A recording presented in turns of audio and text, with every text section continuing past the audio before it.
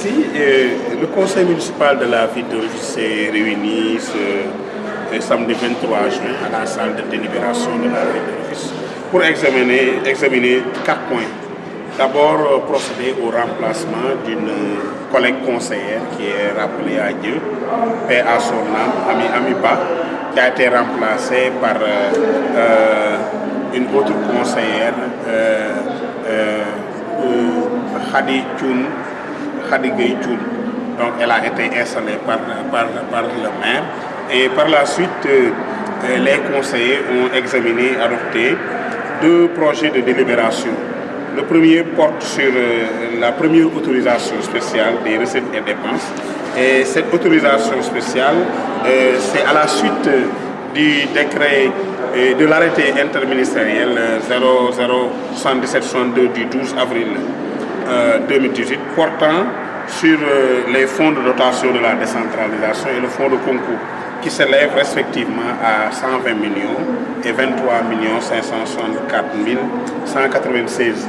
Les fonds de dotation, justement, permettent la prise en charge des compétences transférées aux collectivités locales par l'État. Donc l'État qui avait en charge ces compétences-là, une fois que c'est transféré aux collectivités locales, se doit de donner une dotation de la décentralisation.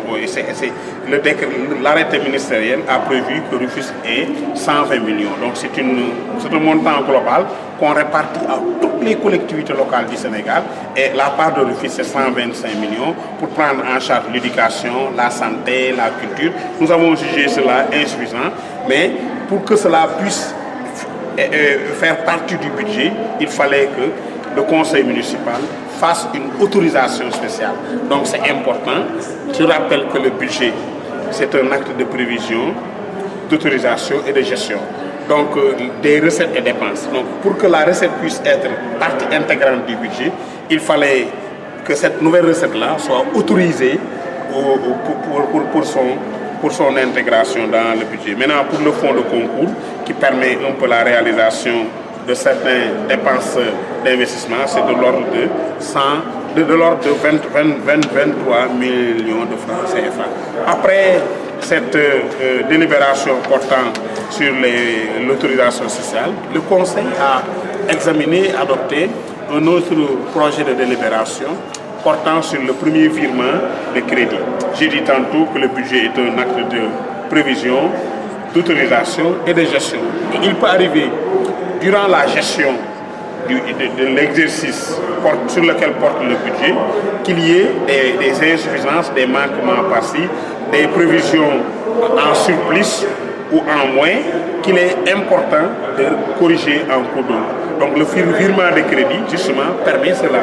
Et c'est pourquoi le maire a sollicité qu'il y ait des virements de crédit, qu'on prélève dans tel compte, dans tel chapitre, et qu'on l'affecte dans d'autres au regard de la gestion quotidienne de la ville de Rufisque. Cela porte essentiellement sur, pour ce qui est des prélèvements sur le cabinet où on a prélevé, sur le secrétariat bureau, sur pas mal de rubriques assez importantes. Et les affectations portent essentiellement sur le nettoiement, sur les ateliers garage, l'éducation, la jeunesse, la culture, le sport, la santé, l'hygiène et l'action sociale, etc. Donc, et concernant les investissements aussi, il est prévu, puisque à Nantes, nous avons signé une convention de réalisation d'une école des beaux-arts et on a affecté pour dans la section investissement un montant assez important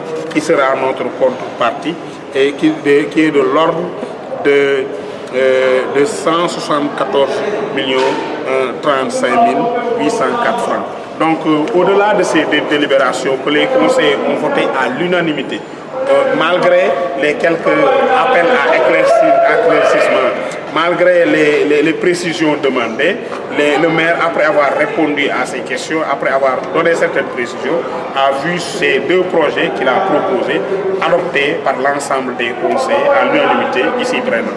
Et au-delà de ces deux délibérations, il y a eu un partage d'informations sur des points importants. D'abord sur le PACASEN.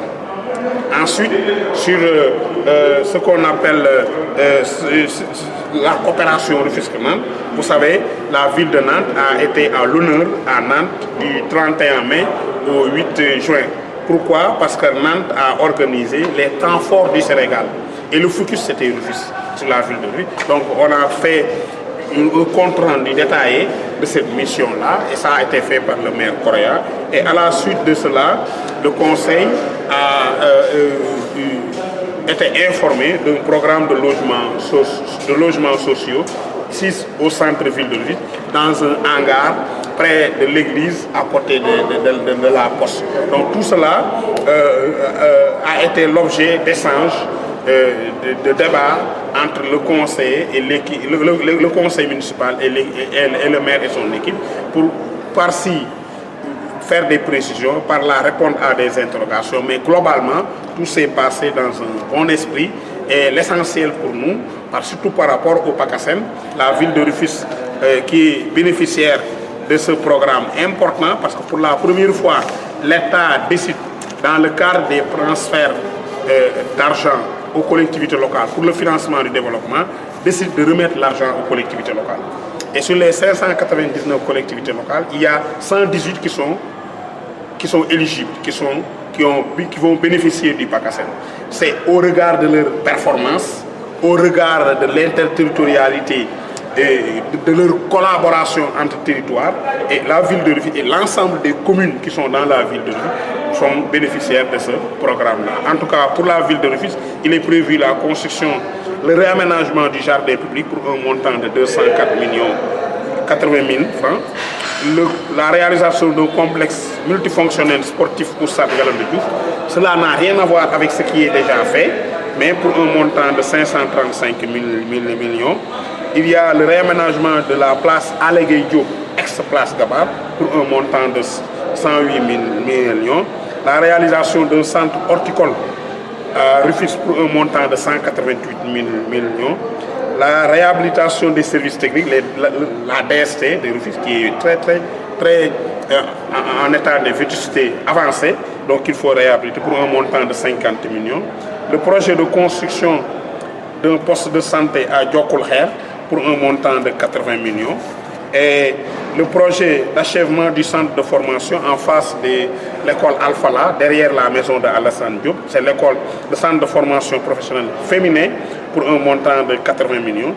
Et la construction d'une école maritime, parce que nous avons toujours pensé et cru, c'est notre conviction, que Rufisque c'est une ville au peuple d'eau. Donc au-delà du centre horticole, il fallait mettre une école maritime. Et cela, nous l'avons eu lors de la mission